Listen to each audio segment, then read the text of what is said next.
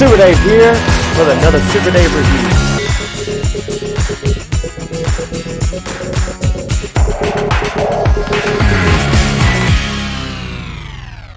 Super Dave here with another exciting Masterverse review, and today we're finally going to take a look at Battle Armor He-Man.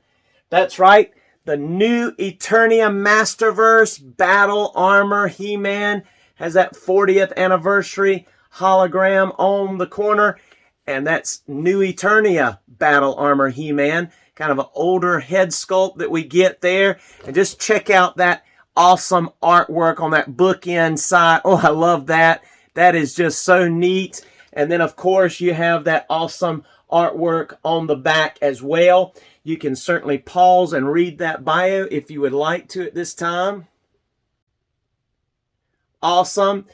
I thought it was interesting to note that the demo version, or the little package thumbnail of this figure, has a brown beard. That's kind of odd, but of course he has a blonde beard on the actual figure. But let's go ahead and break this guy open and check him out. And now to take a look at our Battle Armor He-Man. And first, let's look at his accessories. First, taking a look at his hands, he comes with a balled up fisted hand. He comes with an open palm hand. He also comes with two weapon holding hands, a left and a right, horizontally hinged. You can see that awesome sword, which that sword is one of the more silvery metallic swords we've gotten in this line, and that kind even more so than the new Eternia Viking type He-Man sword, which had a little bit more of a glitter and a darker grayish silver. This is a real shiny silver, though it's plastic. Almost looks more like the metal one. Of course, he has the undamaged He-Man H logo on the chest, that battle armor. In the lighting, it looks shiny, but to be honest with you, in hand, this battle armor on his chest is a little flat looking in person. It does well in the lighting here, which I'm pleased with that, but it isn't very shiny or metallic at all. Comes with this cool, very neat shield, which is reminiscent of some of the logos that we saw on some of the toys in the vintage line. This was seen before, and we'll take a look at that. But he also comes with the damaged chest plate with the two scratches, and it only comes with one in this particular version of Battle Armor He-Man. And then he also comes with his awesome battle axe with the leather looking tan wrapping on the handle. And this one, just like with the sword, has more of a shiny or metallic type, almost metal, more metal looking plastic than the others that we've seen in this line, especially the 40th anniversary He-Man. It was plain flat gray, but this does have a metallic look to it. And then he also has this skirt type attachment, which is removable, which has that almost lion looking head on the buckle there, as well as a shoulder armor, which we'll take a closer look at, which is removable. Check out that head sculpt. Now, I believe personally this head sculpt was just kind of packed in with this figure to give us an alternate head. I think this is designed that we can put on some of our other heads, our other He-Man heads that have come in this line on this figure, and we'll take a look at that in comparisons and head swaps. But I like the bearded look, but this does kind of look more like King He-Man in the older form with the scar, kind of like we saw in our classics line. And the beard and the long hair, it definitely looks more like an older He-Man. So I'm not sure if Battle Armor He-Man was necessarily designed to have that head exclusively in this. I guess it's, dependent on the individual, but we can certainly head swap. But there's your accessories. Now let's take a look at our Battle Armor He-Man's articulation. All right, let's move him on in here. Take a look at this head. And his head will not really look up very much because of that hair hitting the back, but he'll get an upward gaze. He will look down a good amount. Those eyes still have a little bit of an upward gaze, so even with his chin all the way to his chest, He looks like he's looking straight ahead instead of down, but he will look side to side, of course. He doesn't really get any head pivot because the hair hits these top parts of that armor on his chest here, of course. Now, even though there is a piece here, this will get 360, and this is removable and adjustable here. It kind of gets in the way a lot, especially if you're trying to move it around. You can kind of cup it onto this lip here, as you see there, or you can move it down like that to kind of come flush with it. But if you do that, it's kind of loose.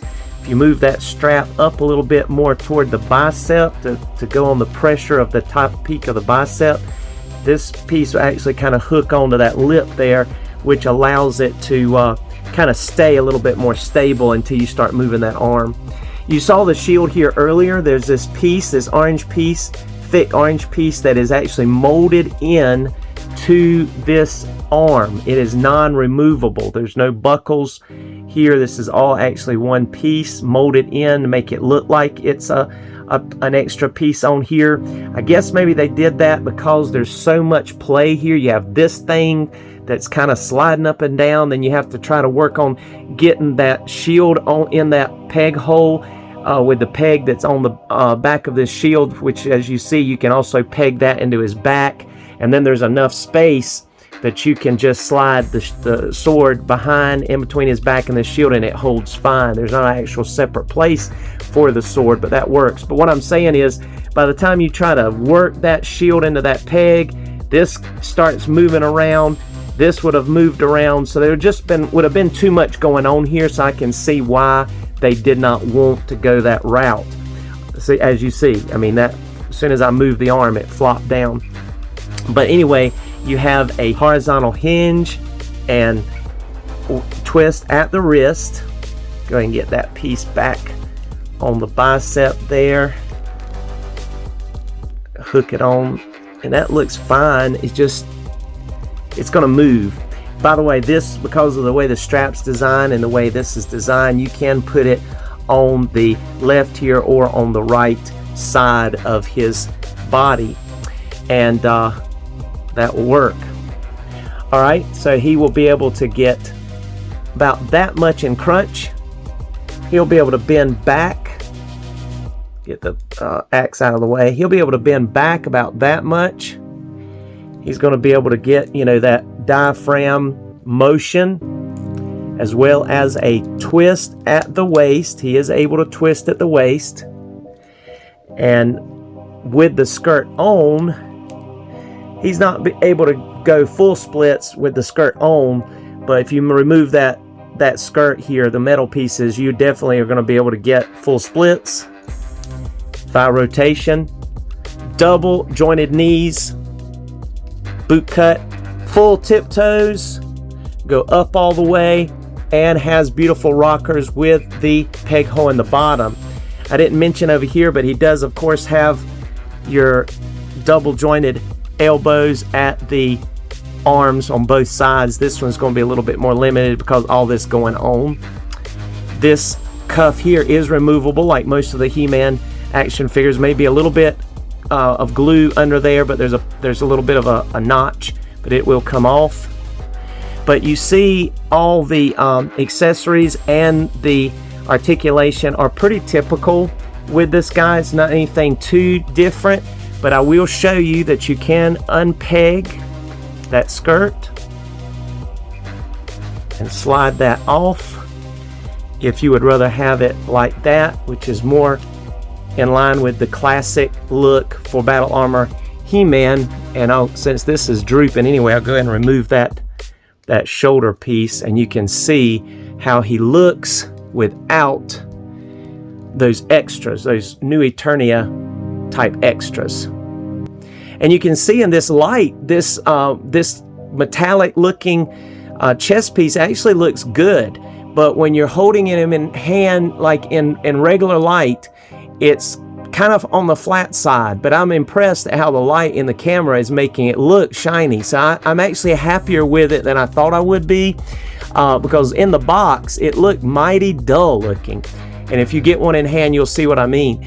Matter of fact, be honest with you, the sword in person has more of a metallic look to its shading than his armor in hand when you compare it. You can't tell that. You certainly can't tell it in the camera though. It actually looks opposite, but trust me, in hand, this is just not as metallic looking as it's appearing in my lighting. But I'm gonna get a second one of these. I've already got one on the way, and what I'm gonna do, of course, I'll have some head swapping going on with mine, but I'm also going to paint his chest armor with a more silver metallic paint, and maybe even update this belt a little bit and try to get, you know, some design going on with that. And but that is so cool. I'll go ahead and show you the peg on the back. You can see that peg hole in his back and the peg on the back of that shield, and you can just plug that in. You can have that, you know, turned whichever direction that you want to, and then that sword will fit in between, so you can get both in there, whatever direction you want your shield and sword to lean on his back. So that is cool. That is very cool, as you see there. There we go. So you can definitely do all kinds of things with that. So that is neat. He's looking great. I think I prefer him like this, be honest with you, instead of with his other garb on. And you know, I forgot to mention this in accessories, but he does have the new Eternia style boot with the dagger, the little sheathed sword dagger here that will slide right in that sheath on his boot. That's molded into his boot. That's cool. Like that touch as well. Awesome. Now, to show you his battle armor effect, it's very simple to just pop this off. You see the little tabs up here. You can just pop that piece off of his chest, and then you see the holes where that pops back on, and then also this right here piece, you just have to get your thumbnail under there and that pops off. You see the holes, and you see the design up in here underneath. So all of this is, his buck is silver. And I know there's still been some complaint, like with a lot of these figures with a smaller chest, whereas the 40th anniversary really had the awesome, you know, bulk to his chest. These still look a little bit on the scrawny side a little bit, but then once you put everything on, like for instance, let's go ahead and plug in his damaged part here to have his battle armor effect in full motion. Then you peg this back into place very easily, and there you have it. You have his damaged battle armor already intact and ready to go, like it's been scarred in battle, and his face is even scarred there. So that is really cool. Looking sharp, looking great there. Now let's do some comparisons. And there is our two Battle Armor He-Man action figures, classics right here, along with the Masterverse New Eternia Battle Armor He-Man. And you can see what I was talking about in this comparison. This has a lot more of a metallic look to it than this plastic here. Really prefer this look for a Battle Armor He-Man, as well as the head sculpt here. That classic, vintage style classic head sculpt that we got with Olar, as well as the Super 7 Ultimates He-Man. And just love the he's supposed to have a V shape. I mean, He-Man should have a V shape, and that battle armor should add bulk, just like in the vintage toy, this bulky look. And what you get with this one, and this is just my nitpicking criticism a little bit here with the Masterverse New Eternia, is with this skirt, you get more of a hourglass look and less of a V look, in my opinion. I just, that skirt to me, even though I love this gold buckle, I mean, there's nothing wrong with that. I like that. That looks really cool. But I don't know. It just looks like He-Man in a skirt, and that's just not my particular favor on this. So I would prefer taking that off. I'll go ahead and show you what that's going to look like next to the traditional Battle Armor He-Man look here. And now you can see what I'm talking about. That's your Battle Armor He-Man. They look more like they're supposed to there. So now they match a little better. And you can tell that he has a little bit more of a longer torso in the abdomen area. But the style is still the same. This plastic just is not the metallic that, I guess it's because I'm looking for something like this. And of course, with our Battle Armor, classics, you got one with the scarring this way and that way. There's another piece that goes with that, and he's got some actual pieces that are actually the little rivets detailed all in there, which your classics are going to be more detailed anyway, in line with that. And even the back, just look at the muscularity through that armor, which is really cool. So all of that said, there's a big difference between these two, and I have to give it to the classics on this one. I'm not taking away from the Masterverse one though. It's certainly cool. And let's go ahead and do some head swapping here, just because, and I will mention too, this one has the sheathed dagger, whereas this one does not. The skin tones don't look too far off, so I think you're going to be able to get away with this head sculpt on this new Battle Armor Masterverse He-Man, new Eternia He-Man. So let's check that out now. And so yes, it actually does work really well using that vintage classic style head sculpt. The skin tone is pretty much exact. Thank you, Mattel, for doing that so that we can do some head swaps, which means you could also put just the regular classics head on here also. And of course, with that said, since the skin tones are the same, then you can also use your 40th anniversary He-Man, and you could also put that older head on him if you'd like. The skin tone matches. It looks good if that was something you're interested in. And here is our Battle Armor He-Man with that classics head. Went ahead and strapped that shield back on that pegged arm there. You can see how he looks there. You do have to use the hairdryer trick to heat up that socket for about 20-30 seconds, and then it'll pop right on there. You can also, if you have any of the NECA stands, just pop, after you heat it up on the hairdryer, with the hairdryer, just pop it on that stand for a moment, and it stretches out that socket, and it'll go right on there, and you'll be able to move it good. It does sit down on the neck a little bit, more than I think it should. And you can see also our Flying Fist He-Man over here with that more 2000X Mike Young head sculpt on. And yes, that skin tone works too. If you wanted to put him on there, you could do that also. I'm not going to try to remove him from that because I like him in this suit. But you can see even that metallic plastic is more shiny and really sells the whole metal idea a little better than this one as well. I do wish they had just used a different color, different style, metallic. We know they can. We've seen it on other action figures. Even She-Ra's shield back there is more metallic looking than this Battle Armor He-Man's chest compared to these others that we've received in these variations. But yeah, I like these. I think it looks good, but there's just some things I would have changed, and that's me personally. But you can certainly have fun doing these head swaps. All right, let's do a few more comparisons.